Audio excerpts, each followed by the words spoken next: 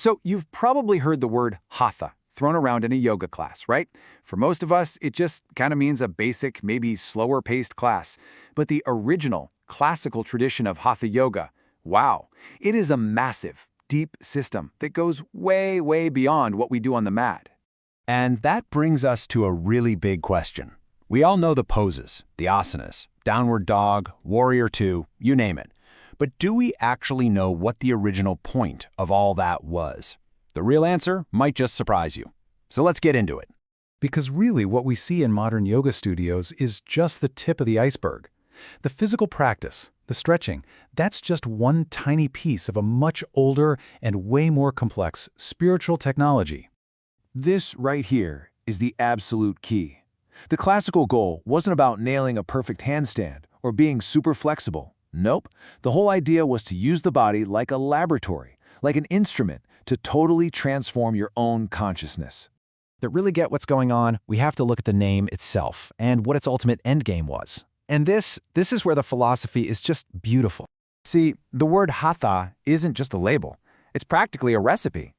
Ha is the sun, that hot, active, fiery energy. Ta is the moon, the cool, receptive, calm energy. So Hatha Yoga is literally the science of balancing these two opposite forces inside of you. And why would you want to balance those energies? For this one reason, moksha. This is the ultimate prize, not just in Hatha Yoga, but in so many Indian spiritual paths. It means liberation, freedom, a state of complete spiritual awakening. All of a sudden, getting a good workout seems like a pretty small part of the whole picture, doesn't it? This is what I find so fascinating. This is where Hatha really carves its own path. I mean, you have other types of yoga, like jnana, which is all about intellect and philosophy, or bhakti, which is all about devotion and the heart. But Hatha is unique. Its method is to use the physical body and the breath as the primary tools to get to the mind and the spirit. So where does all this info come from? Well, it's not just some ancient myth. It was all systematically written down in these incredible texts that are basically the original instruction manuals for this kind of yoga. Now, yoga's roots go way back to ancient texts that were really focused on meditation. But the Hatha Yoga we're talking about, the physical stuff, that really gets organized and written down much later, around the medieval period. And there are two texts that are absolutely essential, the Hatha Yoga Pradipika from the 15th century and the Garanda Samhita from the 17th. This whole focus on the body came from earlier tantric traditions. Hatha Yoga basically adopted this idea of a subtle body, an energetic blueprint inside of us. It's made of nadis, which are like energy highways, chakras, which are major energy centers, and kundalini, this incredibly powerful, dormant energy coiled at the base of the spine. Think of it like an internal wiring diagram that Hatha Yoga teaches you how to work with. Okay, so let's check out those two main manuals, because even though they're aiming for the same destination, they lay out two surprisingly different roadmaps to get there. Here's the breakdown. The earlier text, the Pradipika, gives you a super direct, four-step path. It's all about getting you to a state of deep meditation, or Raja Yoga, as quickly as possible. But then the later text, the Samhita, is way more detailed. It lays out a 7-step path, and it puts a huge emphasis on purifying your body first. So let's walk through the Pradipika's path. It starts with asana, the postures. But listen to this. The goal wasn't flexibility, it was just to make the body steady, so you could sit still for meditation for a really long time. Then you do pranayama, breath control, to clean out your energy channels. After that, you use mudras, which are energetic seals, to push that energy up. And all of this leads to the final step, samadhi, that state of total absorption. So the whole vibe of the Pradipika is direct, it's focused, almost hardcore. It sees your breath as the master key. You control the breath, you purify your energy, and bam, you unlock the door to higher consciousness.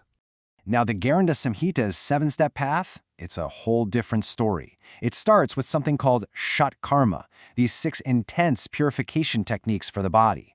Only after you've done a deep clean, then you move on to asana for strength, mudra, withdrawing your senses, breath control, meditation, and finally, samadhi.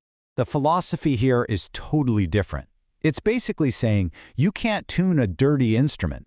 For the Samhita, cleaning and preparing the body isn't optional. It is the absolute, non-negotiable first step that everything else is built on. It's a much more gradual, systematic approach. But here's the thing, and this is so important.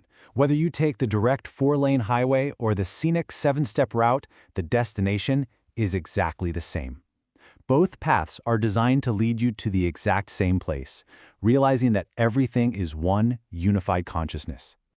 Okay, so let's bring it all home. We've gone deep into the history. What does all this mean for how we think about yoga today? This quote from scholar Mark Singleton just hits the nail on the head. He talks about yoga's soteriological intent, which is just a fancy way of saying its goal of spiritual liberation. And his point is that, for the most part, we've forgotten about that. Modern yoga has often been boiled down to just physical fitness, completely disconnected from its huge original purpose.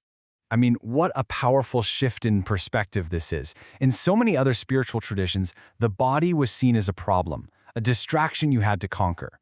Hatha Yoga just flips that entire script. It says the body isn't the obstacle, the body is the vehicle. It's a sacred instrument that, if you purify it and tune it, becomes the very thing that sets you free. And the classic texts are really clear on this. This kind of transformation doesn't happen just from doing poses. They insisted you had to have these other pieces in place. You needed to live an ethical life, have a moderate and balanced lifestyle, and, this was critical, you needed the guidance of a good teacher. It's a whole life system, not just an hour on the mat. So we end up right back where we started, but with a totally new perspective. The classical goal of Hatha Yoga was never about having the perfect pose. It was about using the pose to create the perfect union inside yourself. And that leaves us with a pretty big question to reflect on for our own lives. Whatever it is we're doing, on or off the mat, what are we really practicing for?